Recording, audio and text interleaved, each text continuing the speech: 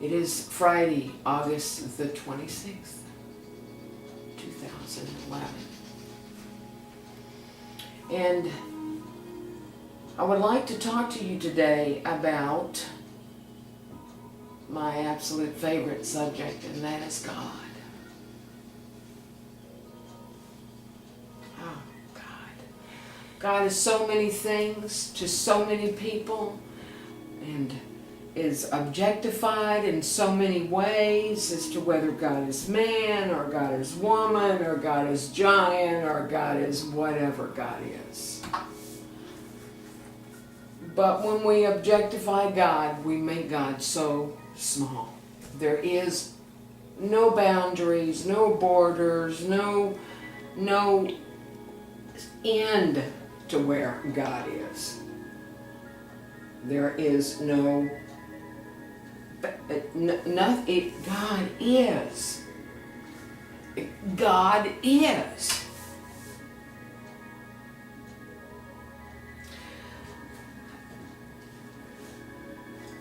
I'm not really sure when the difference happened that made me shift from a thought of God as a being with arms and legs and eyes and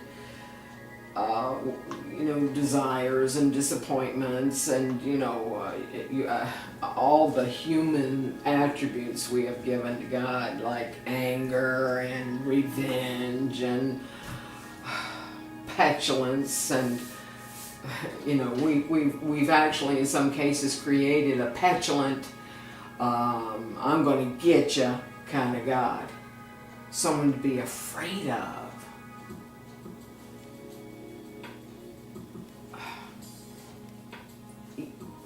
And then there is the God that is a God of love.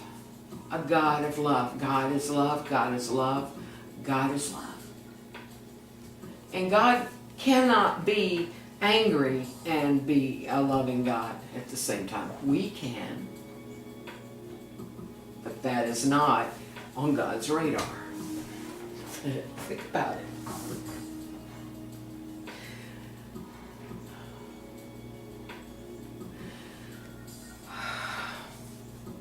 I had a circumstance happen to me some years ago where no one in this world can convince me otherwise, where I heard God's voice audibly.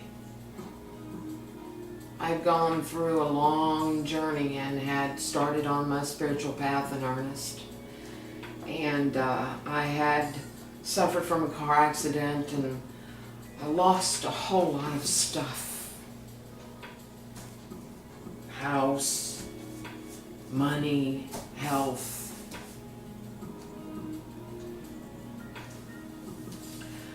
And long story short is that on one night I was playing a violin concerto on a wild, stormy Florida summer night, full of lightning and driving rain, and it was incredible.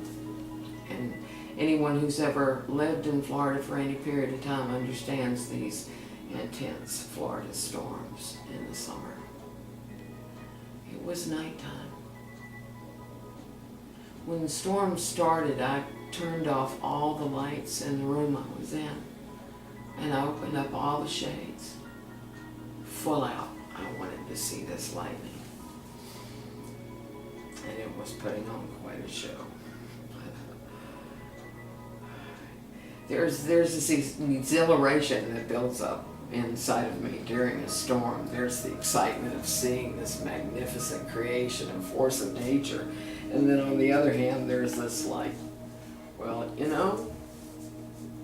if you're not too careful with all this watching stuff and fascination, you could get hit by lightning. Not really the way I want to go, especially since I have a friend who's been hit by lightning 4 times and is still walking, talking, and telling people about it. 4 times. He's a wonderful person. He's also my massage therapist. So anyway, everything was flashing and furiously lighting up everything. You know, in a flash it was like this super negative. And I was hit with this wave of gratitude. I was enthralled with the beauty that was in front of my eyes. I was in awe, and the energy of that storm was just over the top.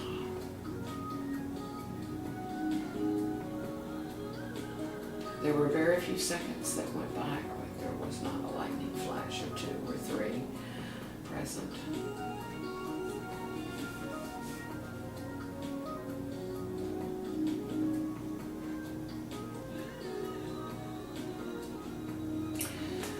So in this moment of supreme gratitude, I had a flash of insight that I was happy and I was peaceful, and I remember thinking, so this is what true happiness is.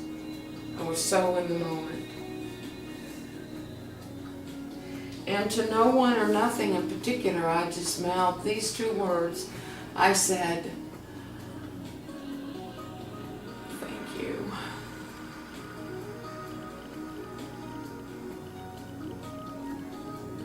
Thank you. And that is when I heard, you're welcome. You're welcome.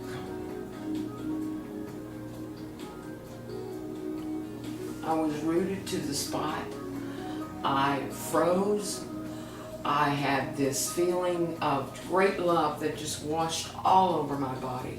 I was transformed. I was transcended. I was bowled over, in, and out.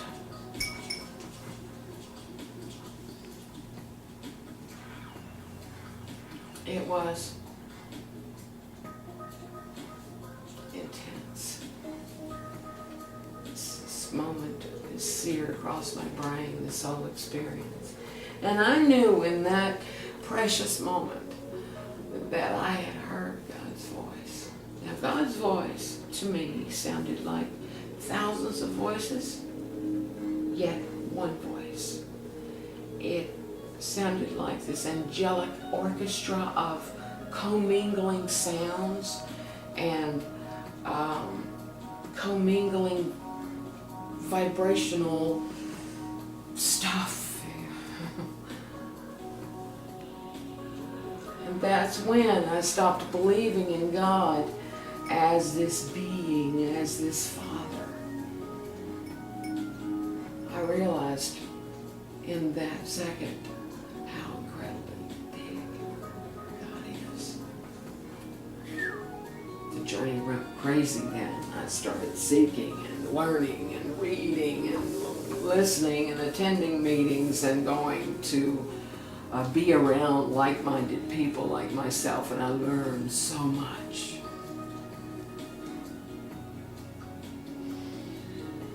One of the things I learned is that when I intend God into my life, when I acknowledge that God force that is in me, that is all around me, that I am a part of, when I acknowledge that with intention, thinking about this force that is God, sending my energy out into the universe so that I can connect up with this on purpose. On purpose. It's funny that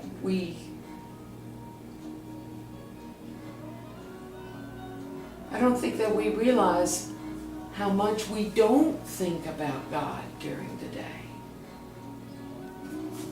So I'm not saying that you need to walk around with beautiful flowers in your hand and some kind of a veil over your head saying prayers 24/7. It's a frame of mind that you're reaching for.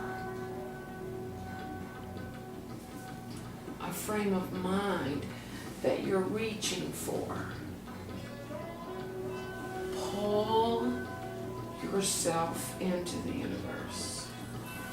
Pull yourself deliberately into God's energy. When you do that, you lift the bar.